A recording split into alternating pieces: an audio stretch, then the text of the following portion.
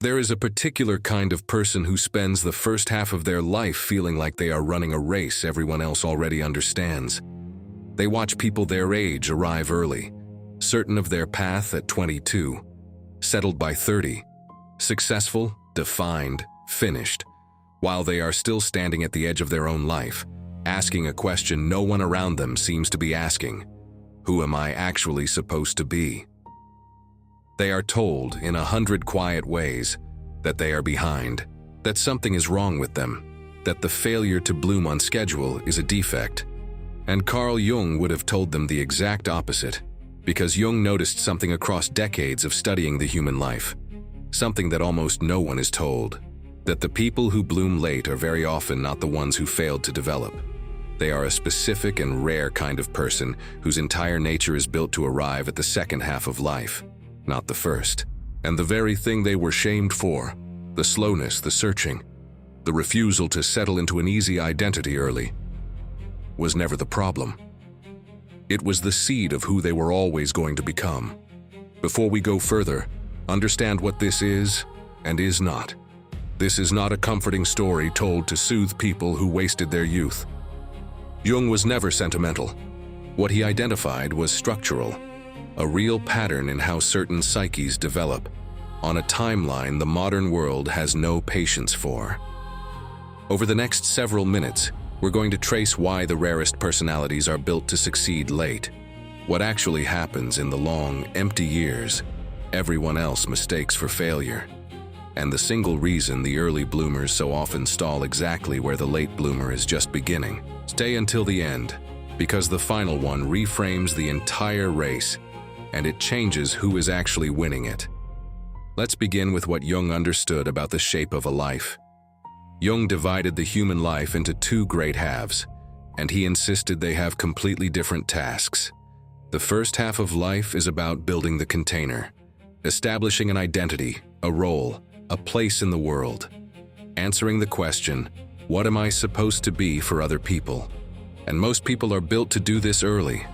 They take a shape, they commit to it, and by their 30s, the container is built. Society is designed entirely around them. Every timeline, every milestone, every expectation assumes this is how a life is supposed to go. But Jung observed a different kind of person, one whose deepest development was never meant to happen in that first half at all. This person cannot simply take a shape and commit to it, because something in them refuses to be finished before it has understood itself. They try on identities and none of them fit. They achieve things and feel strangely hollow inside the achievement. They watch others settle and feel a quiet dread at the thought of settling themselves, and the world reads all of this as failure to launch. But Jung saw it differently. He saw a psyche that was refusing to build a false container just to be on time. A person who, on some level below awareness, knew that if they committed too early, they would spend their whole life imprisoned in a self that was never really theirs. If this is landing on something you've felt your whole life, that quiet sense of being behind while suspecting you were building something no one could see, comment the word late below. Jung believed the feeling of being behind is very often the feeling of being built for a longer arc, because the second thing Jung understood is what actually happens in those long years.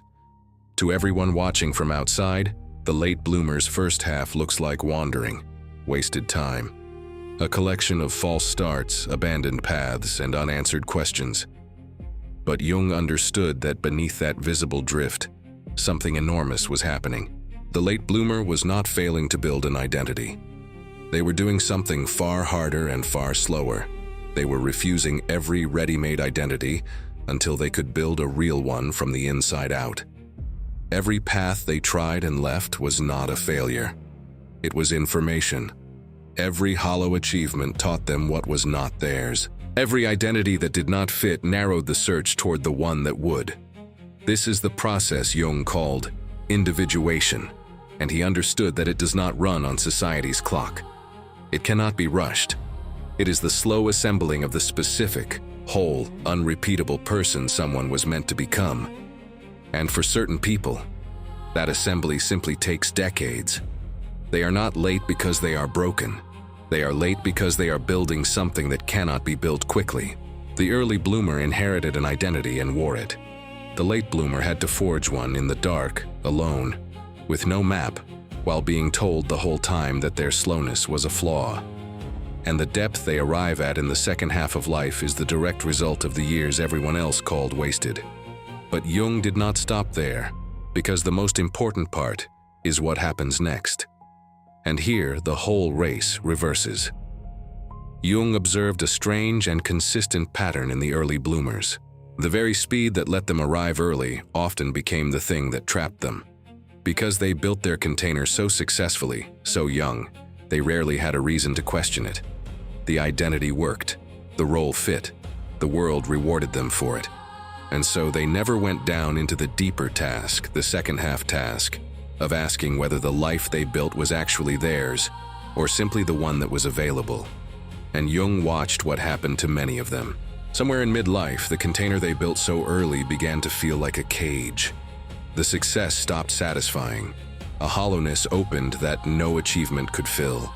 He saw it constantly, accomplished people arriving in his office at 40 or 50, having done everything right, and feeling that their life belonged to a stranger. This is the crisis the early bloomer so often meets exactly where the late bloomer is coming alive. Because the late bloomer spent their whole first half doing the very inner work the early bloomer skipped. They already know what is theirs and what is not, because they tested everything. They already built an identity from the inside, so it does not crack under them at 40.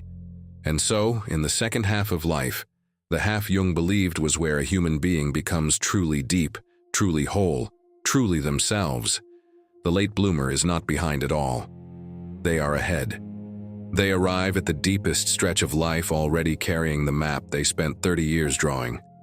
The race everyone thought they were losing was being run on a track that only measured the first half. Which brings us to the final thing, the reframe that changes everything. Jung understood that a human life is not a sprint to an early finish line. It is a long unfolding, and it was never meant to be completed young. The person who blooms late is not a failed version of the person who bloomed early. They are a different design entirely, built for depth over speed, for the long arc over the quick arrival. And the tragedy Jung wanted to prevent was not late blooming. It was the late bloomer giving up in the first half, abandoning their long, slow becoming because the world convinced them that arriving late meant not arriving at all. He watched people almost through the hardest part, decades of quiet formation nearly complete, turn around one step before the bloom because they could no longer bear being told they were behind. The rarest personalities are built to peak in the second half of life. That is not a consolation. It is a structure. And the only thing that can rob them of it is the belief, planted early and repeated often, that the schedule they could not keep was the only schedule that mattered. And now I need to speak to you directly.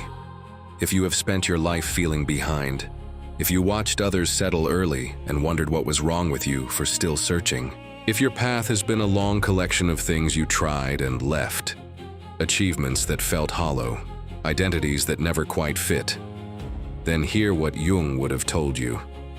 You were never behind. You were building something that could not be rushed, refusing every false self until you could find the real one, doing quietly and invisibly the exact work that most people never do at all. The years you called wasted were the years you were being made, and the deepest, richest half of your life is not the one behind you. It is the one you were built for, and it has not even started yet. Do not give up your long becoming one step before it blooms. The race was never what you thought it was, and you were never losing it. If this reached something real in you, don't let it fade when the screen goes dark. In the next video, I want to show you what Jung discovered about the moment a late bloomer's second half finally begins.